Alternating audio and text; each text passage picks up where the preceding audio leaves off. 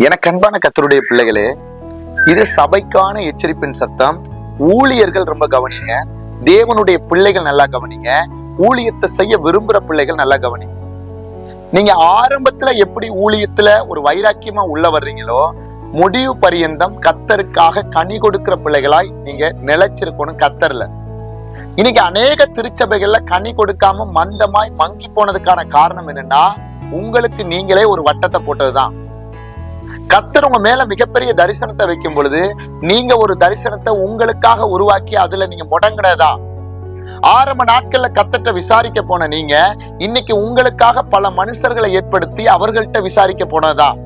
கர்த்தர் உங்களை என்ன தரிசனத்தோட ஒரு பட்டணத்துக்கு கொண்டு போனாரோ, என்ன தரிசனத்தோட உங்களை ஒரு இடத்தை ஆயத்தம் பண்ணாரோ, நீங்க அவர் ஆயத்தம் பண்ண இடத்தை விட்டு பல பேர்கிட்ட நீங்க போயிட்டு உங்களுக்கேத்த பாருங்க ஆலோசனைகளை கேட்டீங்க பாத்தீங்களா. இன்னைக்கும் அதை கேட்டு உங்களுக்குள்ள ஒரு வட்டத்தை உண்டு பண்ணிருக்கீங்க பாத்தீங்களா. இதுதான் சபை மலடா போனது மாத்திரமல்ல, நீங்களும் மலடா போய் இன்னைக்கு ஒரு குறிப்பிட்ட ஜனங்களுக்குள்ள ஓடிட்டு இருக்கிற வாழ்க்கை இதுதான். இன்னைக்கு நிறைய பேர்ட்ட பார்த்தா நான் ரொம்ப வேதனைப்படுற ஒரு விஷயம், அவங்க அதை குறிச்சு கவலையே இல்லை. எனக்கு கனி கொடுக்கணும் கர்த்தருக்காக, நான் இன்னும் எழும்போனுன்றது அல்ல, எங்களுக்கு இது போதும் பாஸ்டர், எங்களுக்கு இது போதும். நீங்க வாயால எதை போதும்னு சொல்றீங்களோ அதைத்தான் கர்த்தர் உங்களுக்கு அப்படியே நிவர்த்தி ஆக்குவார். நான் என் கர்த்தருக்காக கனி கொடுக்கணும் பொழுது ஜனங்களை கர்த்தர் உன்னை தேடி அனுப்புவார். ஆனா எனக்கு போதும், இதுதான் என்னுடைய ஊழியம், இதுக்கு மேல நான் போவேடான்னு நீங்க என்னைக்கு உங்க ஊழியத்துக்கு நீங்க ஒரு எண்டு கார்டு வைக்கிறீங்களோ அன்னைக்கு அவர் அதுக்கு அடுத்தது போக மாட்டார். ஏன்னா ஊழியக்காரருடைய சத்தத்துக்கு அவர் செவி கொடுக்கிறவர். இன்னைக்கு நிறைய பேர் எனக்கு போதும் ஆண்டவரே, இதுதான் என்னுடைய ஊழியம், ஆனா உங்க மேல மிகப்பெரிய பிளஸிங் இருக்கும், மிகப்பெரிய தரிசனம் இருக்கும். ஆனா அதுக்கு நீங்க என்ன செஞ்சிடக்கூடாது, ஒரு எண்டு கார்டு வச்சிடக்கூடாது, அப்படின்னா ஒரு எல்லையை வச்சிடக்கூடாது. எங்களுடைய சபைக்கு முன்னாடி கூட ஒரு மரம், ஒரு அழகான ஒரு கொய்யா மரம் பாருங்க. நான் ஒரு ஆராதனை வேளையில நான் வெளியே வந்து நிற்கும் பொழுது ஆவியானவர் என்கிட்ட உணர்த்துற விஷயம், இந்த மரத்தை பார் அப்படின்றார். நான் மரத்தை பார்த்தா அது சில வருஷங்களா கனி கொடுக்கவே இல்லை. அப்படின்னா நான் அந்த அடிக்கடி பார்க்கும் பொழுது ஒரு நான் வரும் பொழுது பாருங்க அதுல ஒரு கனிகள் நான் எடுத்திருக்கிறோம். அதுக்கப்புறம் சில வருஷங்களா அந்த கொய்யா மரத்துல கனிகளே இல்லை. ஆனா நான் அதை பார்த்துட்டே இருக்கும் பொழுது அதுல ஒரு சின்ன இடத்துல ஆவியானவர் உணர்த்துறாரு, அங்க பாரு ஒரு சின்ன கனி வருதா அப்படின்றார். ஒரு பிஞ்சு அப்பதான் வெளியில வந்திருக்கு. அவர் சொல்றாரு, மலடா போன இந்த மரம் கூட என்ன ஆயிருச்சு, ஒரு சின்ன பிஞ்சான ஒரு கனியை கொடுக்குது. ஆனா என்னுடைய ஜனங்கள், நான் அவர்களை கனி கொடுக்க நான் என்ன செஞ்சேன், அவர்களை அனுப்பினவர்கள் இன்னும் அந்த மலட்டு வாழ்க்கையை விட்டு வெளியே வரல அப்படின்னு அந்த வேதனையை என்ற வெளிப்படுத்தும் பொழுது நான் இந்த வார்த்தையை உள்ள கேட்ச் பண்ணிக்கிட்டேன். இத ஜனங்களுக்காக ஆவியானவர் சொல்ல விரும்புறார்.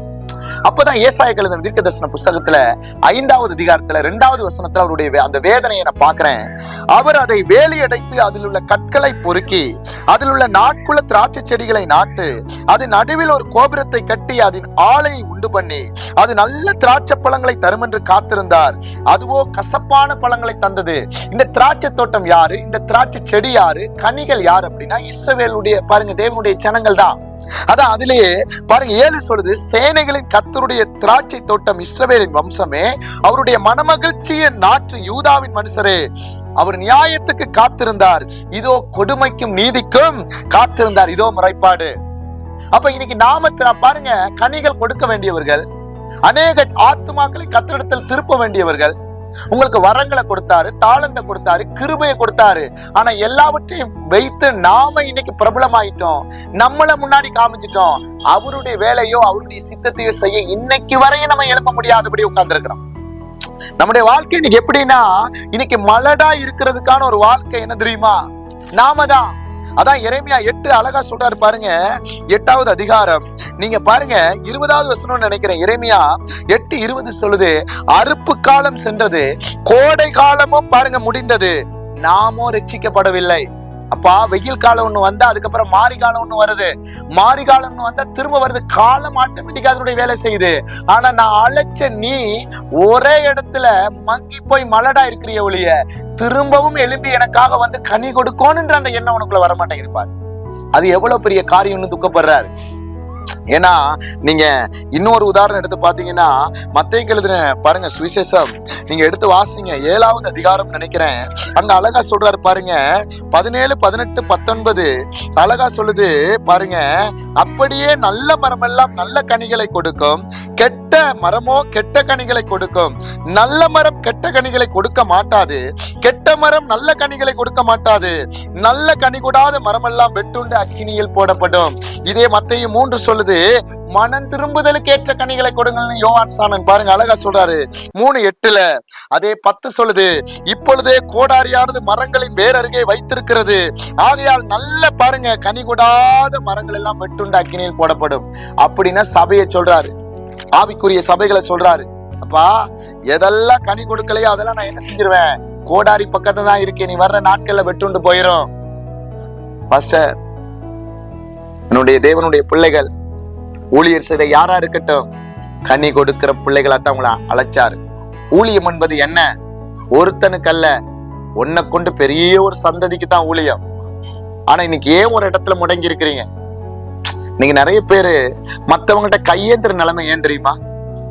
மத்தவங்கள்ட்ட போயிட்டு எனக்கு ஒரு உதவி செய்வீங்களா, இல்லாட்டி மற்றவங்களுக்கு போயிட்டு என் பிள்ளைகளுக்காக இதை செய்வீங்களா அப்படின்னு இன்னைக்கு சில பேருக்கு அந்த எண்ணம் ஏன் வருதுன்னா, நீ அவருடைய எல்லையை விட்டு வெளியே போயிட்ட. அந்த ஃபெய்த்ல நின்றா உனக்காக பரலோகம் செவி கொடுத்து வானத்திலிருந்து என்ன செய்வாரு, மன்னாவை தருவாரு. ஆனா இன்னைக்கு நீ அழைக்கப்பட்ட இடத்தை விட்டு போய் அபிஷேகத்தை இழந்து தரிசனத்தை இழந்து இன்னைக்கு பரிதபிக்கப்பட்ட நிலைமைக்குள்ள போனதாலதான் மத்தவங்கள்ட்ட கையேந்திர நிலைமை. அவர் எனக்கு உதவி செய்வாரா, இல்லாட்டி அவர்கிட்ட போலாமா? என்னைக்கு உன்னுடைய ஸ்தானத்தை விட்டு 6 நாட்களும் வேற வேற இடத்துக்கு அலைஞ்சு திரியுறீங்களோ, ஊழியக்காரங்களை சொல்றேன், அவங்க கொடுக்கிற ஒரு உலக பொருளுக்கு ஆசைப்பட்டு உங்க ஆத்மா அடிமையா இருக்கோ, அன்னைக்கு உன் மேல அந்த மிகப்பெரிய தரிசனம் அளிக்கப்பட்டுருச்சு, வெளியில வந்துருச்சு. திரும்ப நீ அதுக்குள்ள வரணும். உன்னை எந்த இடத்துல கொடுத்தாரோ முழங்கால நின்று அவரை பார்த்தா கர்த்தர் உன்னை தேடி எல்லாத்தையும் அனுப்புவார். அவன் என் இடத்துல நிக்கிறான், அவன் எனக்காக நிக்கிறான், கல்லோ மரடோ கஷ்டமா நிக்கிறான். ஆனா நம்ம தேவையை பார்த்து நம்ம மனுஷன்ட கையேந்த போனதாலதான் கர்த்தர் விலகிட்டாரு. ஏன் தெரியுமா? நீ சுயத்துல ஓடும் பொழுது அவர் உள்ள வர முடியாது. இன்னைக்கு அதை விட்டு வெளியே வா. அதிக கனிகள் கொடுக்கணும்னா என்ன செய்யணும் தெரியுமா? யோவானுக்கு எழுதின சுவிசேஷம் 15வது அதிகாரம் நல்லா கவனிங்க, 7-8 சொல்லுது, நீங்கள் என்னிலும் என் வார்த்தைகள் உங்களிலும் நிலைத்திருந்தால் நீங்கள் கொள்ளுவது எதுவோ அது உங்களுக்கு செய்யப்படும். நீங்க மிகுந்த கனிகளை கொடுப்பீர்கள், என் பிதா மகிமைப்படுவார், எனக்கு சீசராய் இருப்பீர்கள். பெரிய சபை கட்டுறது முக்கியம் அல்ல, பெரிய பெரிய காரியங்களை செய்யறது முக்கியம் அல்ல, அவரோட கனெக்டிங்ல வார்த்தையில நிலைச்சிருந்தா தான் ஓட முடியும். எத்தனை பேருக்கு சொல்றது புரியுது? உங்க சபையை பண்படுத்துங்க, உங்க ஜனங்களை சீர்படுத்துங்க, விழுந்த இடத்துல எழும்புங்க. இன்னைக்கு நம்முடைய வாழ்க்கை எப்படி இருக்கு பாருங்க. ஆரம்பத்துல இந்த ஜெப வாழ்க்கை, ஆவிக்குரிய வாழ்க்கை என்ன? ஒரு சபையில ஜெபம் இல்ல, உபவாசம் இல்ல, வேத வாசிப்பு இல்ல, ஜனங்கள் இல்லைன்னா நீங்க ஊழியத்துல இருக்கிறதா நீங்க நினைக்கலாம். ஆவியானவர் உங்களை விட்டு விலகி பல நாட்கள் போனது உங்களுக்கு தெரியாது, சிந்தை கட்டப்பட்டுருச்சு, அவ்வளவுதான். நீங்க நிறைய பேர் இன்னைக்கு பாருங்க பரிதபிக்கப்பட்ட நிலைமை என்னன்னா, ஆவியானவர் விலகுனது கூட தெரியாம இன்னைக்கு ஊழியர் செய்யற கேட்டகரி தான் பரிதபிக்கப்பட்ட கேட்டகரி. எத்தனை பேருக்கு நான் சொல்றது புரியுது? கொஞ்சம் கஷ்டமா தான் இருக்கு நான் சொல்றது, அதான் உண்மை, ட்ரூத் அதுதான். நாம நினைக்கிறோம் ஆண்டவர் நம்ம கூட இருக்காரு அப்படின்னு, ஆனா அவர் விலகி பல வருஷங்கள் ஆயிருச்சு, பல மாசங்கள் ஆயிருச்சு, நம்ம இன்னும் உணராம நம்ம இருதயம் இருளடைஞ்சிருக்கிறதா உண்மை. ஆனா என்னன்னா, அவர் இல்லாம கூட அற்புதம் நடக்கும், அதிசயம் நடக்கும், பேய்கள் ஓடும், எல்லாம் ஓடும். ஏன்னா பிசாசுக்கும் அந்த வல்லமை கொடுக்கப்பட்டிருக்கு. அதுலதான் மத்தேயு 7 சொல்றாரு, அவர்களுடைய கனிகளினால் அவர்களை அறிவீர்கள். கனிகள்னா என்ன? சபையினுடைய வளர்ச்சி, தனிப்பட்ட வாழ்க்கையில நம்முடைய ஆவிக்குரிய பக்குவம், நம்முடைய குணம், நிறைய காரியங்கள் இருக்கு ஆவிக்குரியதுல. அதை வச்சுதான் ஒருத்தனுடைய கனிகளை பார்க்க முடியும், சும்மா எல்லாம் பார்க்க முடியாது. அதனால இன்னைக்கு விழுந்து போன தாவீது கூடாரத்தை அவர் சீர்படுத்த விரும்புறாரு. அதுக்கு முன்னாடி நீ விட்டு கொடுக்கிறியான்றத உன்கிட்ட கேட்கிறாரு.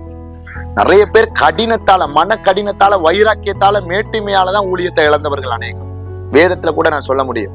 சவுலுக்கு 38 வருஷம் கொடுத்தாரு, 40 வருஷம் அரசாண்டார். வந்துரு உள்ள, கீழ்படியல. சாமுவேல் தீர்க்கதரிசி பிள்ளைகள் கீழ்படியல, ஏலி ஆசாரியன் பிள்ளைகள் கீழ்படியல. அதான் அந்த நீங்க சாமுவேல்ல கூட ஏலிட பிள்ளைகிட்ட சொல்லும் பொழுது சொல்லுவாரு, ஒரு மனுஷன் தப்பு செஞ்சுட்டா என்ன பண்ணிடலாம், நியாயாதிபதிட்ட போயிடலாம். ஆனா நியாயாதிபதியே தப்பு செஞ்சா எங்க போக முடியும்? இன்னைக்கு ஒரு விசுவாசி செஞ்சா ஊழியக்காரன் வருவான். நீ ஏன் தவறி விழுந்து போயிட்டேன்னா அப்புறம் உன்னிட்ட கர்த்தர் விசாரிக்கும் பொழுது நீ சொல்லியே கேட்கலன்னா என்ன நிலைமை? தயவு செய்து உள்ள வந்துரு. இது கடைசி காலம். சபையை குறிச்சு நான் கட்டுன சபை, என்னுடைய ஊழியம் அல்ல, இது கர்த்தருடைய ஊழியம். எனக்கு கொடுக்கப்பட்ட அழைப்புல நான் மனம் மாறாமல் நின்று அதை நிச்சயமாய் செய்து முடிக்கத்தக்க திராணி உள்ளவர்களா ஓடுங்க. கர்த்தருடைய சமூகத்துல எழுப்பி போங்க. சில டைம்ல நான் கூட ஆண்டவருடைய சமூகத்தை விட்டு ஏதோ ஒரு காரியத்துல இருந்து இந்த வார்த்தைகள் உங்களோட பேச முடியாது. நான் ப்ரிப்பரேஷன் ஆகித்தான் இந்த இடத்துல வந்தா தான் என் இருதயத்துல சமாதானத்தோட வார்த்தையை அவர் போடுவார். ஆன்லைன் ஊழியமா இருந்தாலும் நீங்க நினைக்கிறீங்க ஏதோ பாஸ் வர்றாரு இந்த இடத்துல உட்கார்ந்து பேசுறாரு, அப்படி கிடையாது. தேவனோட கனெக்ட்ல இருந்தா தான் இந்த ஊழியம் கூட செய்ய முடியும். நீ ஆண்டவரோட உறவை பலப்படுத்து, விழுந்து போனவனுடைய சபையை ஆயத்தப்படுத்து, ஜனங்களுக்கு காவலனா மாறு, இருக்கிற பட்டணத்துல ஒரு எழுப்புதலா மாறு, தனிப்பட்ட வாழ்க்கையில தேவனோட சஞ்சரி. கர்த்தர் உன்னை கொண்டு பெரிய காரியத்தை செய்வார். God bless you.